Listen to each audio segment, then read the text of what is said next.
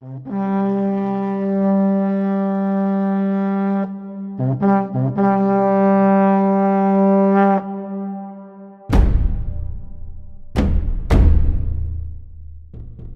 Atlantis, the story they never told us. I want to make it clear that what I'm about to share with you is just a story, a fictional narrative to help us explore deep truths about ourselves. This is not a historical or scientific claim, but an imaginative journey to examine the biases that reside in our hearts and minds, even when faced with evidence that challenges our established beliefs. Have you ever wondered why some of humanity's greatest achievements rarely have black faces associated with them? Have you questioned whether this is an accurate portrayal of history or just a convenient narrative? Let's imagine together a fascinating scenario. What if the famous myth of Atlantis, that advanced and mythical civilization that supposedly disappeared into the depths of the ocean, was actually a great African civilization? Think about it for a moment. Geographically, the oldest descriptions of Atlantis place it beyond the Pillars of Hercules, near what we now know as the west coast of Africa. So why is it that in almost all depictions, movies, books, and representations, Atlanteans are portrayed as light-skinned? This is a question we rarely ask, but it reveals a lot about how our historical perceptions are shaped. In our imagined history, we follow Dr. Jasmine Washington, a brilliant archaeologist born and raised in New Orleans, deeply rooted in the African-American culture of Louisiana. She graduated from Harvard and holds a PhD in underwater archaeology from MIT. Jasmine has always been fascinated by stories of lost civilizations that her grandmother told her when she was a child, stories that always seemed different from the ones she encountered in school textbooks. After years of meticulous research, following clues ignored by other archaeologists, Jasmine uncovers evidence pointing to the location of Atlantis in the depths of the ocean, not far from the west coast of Africa. What started as a project considered eccentric by her colleagues at Howard University gains momentum when her analysis of ancient maps, combined with satellite data, reveals anomalies in the ocean floor that match Plato's descriptions of the lost city. With reluctant funding from National Geographic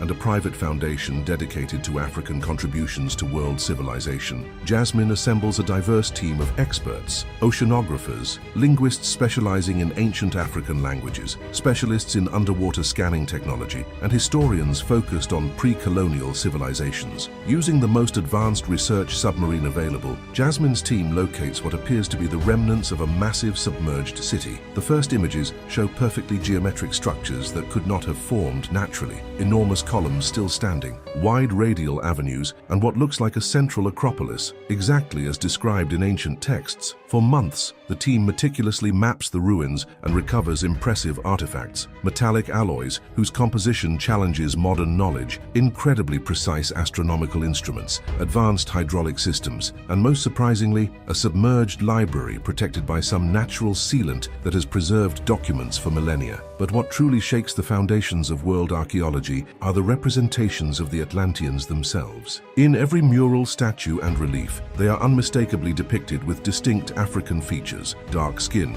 curly hair, wide noses, and full lips. Anthropological studies of the human, remains found in burial chambers, confirm what the artistic representations had already indicated. This was a civilization of African origin. One of the most impressive finds is an incredibly precise astronomical calendar that not only tracked the movements of all visible planets, but also predicted eclipses with mathematical accuracy. Next to it, texts that, when deciphered, reveal advanced knowledge of spherical geometry that Europe would not discover for millennia. Why have we never heard of this? Asks a young research assistant to Jasmine as they analyze a device that appears to have been used for precise maritime navigation. Because history is written by the victors, Jasmine replies, and when Europeans began exploring the world and finding evidence of advanced civilizations in Africa, it didn't fit the narrative that justified colonization and slavery. It was more convenient to believe they were bringing civilization to primitive peoples than to acknowledge they were, in fact, destroying the remnants of cultures that were once as advanced as, or more advanced than their own. Imagine that our story continues as Jasmine returns to the United States with her groundbreaking discovery. Instead of the celebration she expected, she finds herself in the eye of a storm. The media frenzy is instant. Archaeologist claims Atlantis was a black civilization. Sensationalist headlines spread like wildfire. Commentators are fervently divided. Conservative networks accuse Jasmine of rewriting history to fit a woke agenda. Others praise her as a pioneer, finally giving voice to suppressed truths. What should have been a scientific discussion quickly becomes a cultural battle. Her laptop screen flashes with a notification, an email from Dr. Harrison Montgomery, president of the American Archaeological Society, inviting her to a special hearing to reassess the methodological validity of her findings. Jasmine smiles bitterly. None of her white colleagues who made significant discoveries were ever subjected to such extraordinary scrutiny. "Are you ready for this?" asks Marcus, her research assistant and longtime friend. "They're going to try to discredit everything." Jasmine looks out the window of her office, where a small crowd of students has gathered in support, holding signs that say, "Believe in Black archaeologists," and "Decolonize history. Remember what my grandmother always said? The truth is like cork. You can push it underwater, but it always comes back to the surface." The hearing feels more like a trial than a scientific review. Sitting alone before a panel of 12 academics, 11 white men and 1 Asian woman, Jasmine maintains her composure as they dissect her work. Dr. Montgomery leads the charge. "Dr. Washington, we're not questioning that you found something," he says, his tone condescending. "We're merely suggesting that your personal perspective may be influencing your conclusions." A warmth rises in Jasmine's neck, but she recalls the Stoic teachings of Marcus Aurelius, her father passed down to her. "Do not be disturbed by the wrongs of others." Taking a deep breath, she opens her folder. "Gentlemen and lady of the panel," her voice is firm. "Science is not based on personal perspectives, but on evidence." She projects 3D images of the recovered sculptures, followed by DNA test results and isotopic analyses performed by 3 independent laboratories. These data do not lie, and they tell a very different story from the one we've been accustomed to hearing. For 3 hours, she counters every objection with surgical precision, not showing the anger that simmers inside. In the end, even the most ardent skeptics are left without valid scientific arguments. Leaving the building, Jasmine is met with a surprise. Hundreds of students have formed a corridor, applauding as she walks through. Among them, she sees something that deeply moves her. Dozens of black girls holding improvised signs that say, "I want to be like Dr. Washington." That night, her phone rings. It's Diane Lewis, director of the Academy of Future Scientists in South Chicago, a school with nearly 90% Black and Latino students. "Dr. Washington, our students can't stop talking about your discovery. Would you come talk to them? We need them to see someone like you succeeding in the academic world." The school is located in a neighborhood where the future of the children rarely includes scientific careers. When Jasmine enters the packed auditorium, she feels the weight of hundreds of hopeful gazes. A girl, about 12 years old, raises her hand before the presentation even begins. "How did you know you were right when everyone told you you were wrong?" The question strikes Jasmine like lightning. It's not a question about archaeology, but about something much deeper. "There's a quote from the Stoic philosopher Epictetus that my father always repeated when we faced racism," Jasmine replies. "He used to say, 'People are disturbed not by things themselves, but by the view they have of those things.' For a long time, we were disturbed by the view others had of us, forgetting to trust our own vision." She projects an image of the underwater ruins, revealing the majestic Atlantean Acropolis. "Have you ever had that moment when your intuition, your knowledge, your experience tells you one thing, but the world insists on telling you something else? That moment when you question your own perception because it doesn't match what you were taught to believe." The students nod silently, their eyes fixed on her.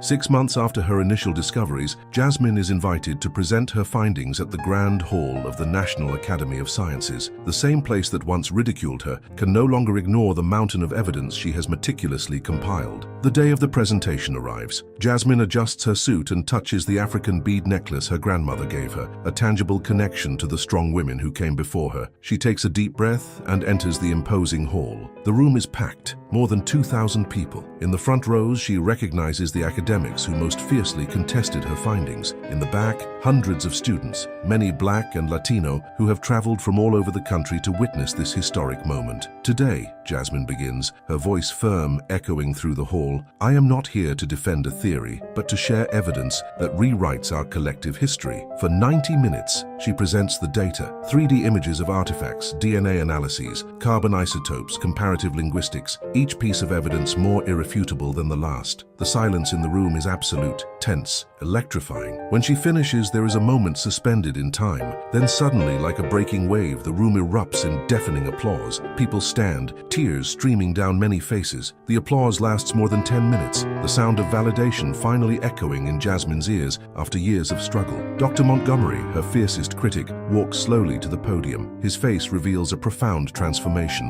the look of someone whose worldview has just been completely reconfigured. Dr. Washington, his voice trembles slightly. I've spent 40 years teaching the history of human civilization. He pauses, visibly emotional. Today I realize I've been teaching only half the story. He extends his hand to her, a public gesture of recognition that makes the room erupt in applause again. At the back of the hall, the last skeptics look at each other in disbelief. How did we miss this? One murmurs. We were so sure. The president of the academy approaches the podium. Dr. Washington, in recognition of your extraordinary contribution, I am honored to announce the creation of the Washington Institute of Inclusive Archaeology with a $100 million endowment. Jasmine can barely process the moment. A team of young students breaks protocol and runs to the stage, tears of joy in their eyes, voices trembling with emotion. They lift Jasmine onto their shoulders like a champion, a hero, a pioneer who opened doors that many thought were closed forever. The crowd spontaneously sings "We Shall Overcome." At the back of the hall, her mother holds a framed portrait of Jasmine's father, who didn't live to see this day, but whose unwavering faith in his daughter made it all possible. When she finally speaks, Jasmine's voice, though soft, carries the weight and strength of generations. This is not the end of a journey, but the dawn of a new chapter in human history. A chapter in which all voices are heard as one complete symphony. All contributions are honored as essential tiles in the mosaic of humanity. And the truth, no matter how uncomfortable, is finally allowed to rise from the depths, like Atlantis, to breathe the air of redemption.